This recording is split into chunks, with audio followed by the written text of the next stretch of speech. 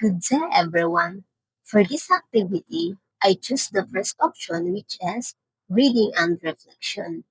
My topic is about classical Weberian bureaucracy under the subject, the teacher and the community, school culture, and leadership. This topic helps us understand how schools become organized through roles, structure, and leadership. Classical Weberian bureaucracy was introduced by Max Weber. According to him, organizations work better when people follow roles and perform their assigned responsibility properly. In schools, bureaucracy means there is a structure and order. Everyone has a role to do. For example, principals manage the school, teachers teach students, and staff handle records and documents. Because of this system, schools become more organized and disciplined. There are three main features of Weberian bureaucracy shown in this slide. First is clear roles. Schools have rules about attendance, grading, uniforms, and discipline. These rules help maintain peace and order. Second is division of work. Each person has a specific responsibility inside the school. Teachers teach lessons while office staff manage important documents. Third is hierarchy or chain of command. This means there is a clear order of authority inside the school. Teachers report to department heads or principals, and the principals report to higher officials. The next features are formal communication, merit-based hiring, and impersonality.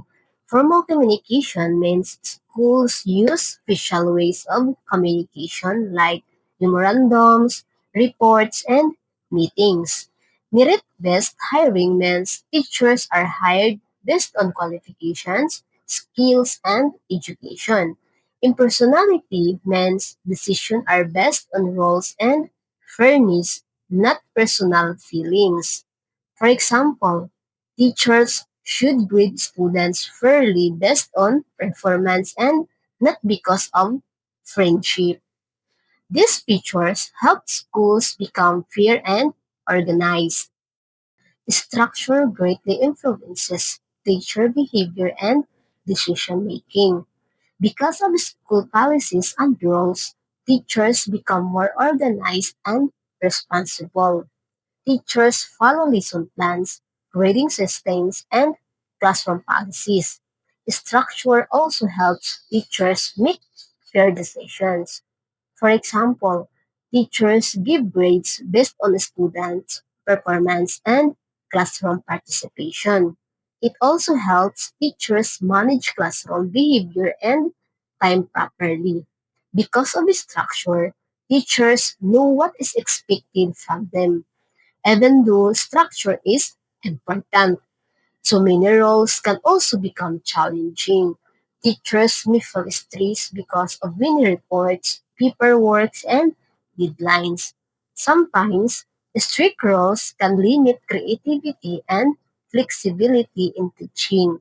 However, structure is still important because it helps school run smoothly and stay organized. Without structure, schools may become confusing and disorganized. I believe classical Weberian bureaucracy best reflects Philippine schools. This is because schools in the Philippines follow clear rules, authority, and procedures from the Department of Education or DepEd. Schools also have a clear hierarchy. Teachers report to head teachers or principals, while principals report to division offices. Schools use official communication like memorandums and reports. Teachers also follow lesson guides and grading systems. Because of these practices, Weberian bureaucracy can clearly be seen in Philippine schools. For my reflection, I learned that structure is very important in schools. roles and responsibilities help schools become organized and fair. They also help teachers and students know what they should do. However, schools are not only about rules and authority. Students also need kindness, patience, understanding, and care from teachers. As future teachers, we should follow school rules while also building good relationships with students. In the end, structure helps schools become organized, but care and compassion make learning more meaningful. That is all my presentation. Thank you and have a great day.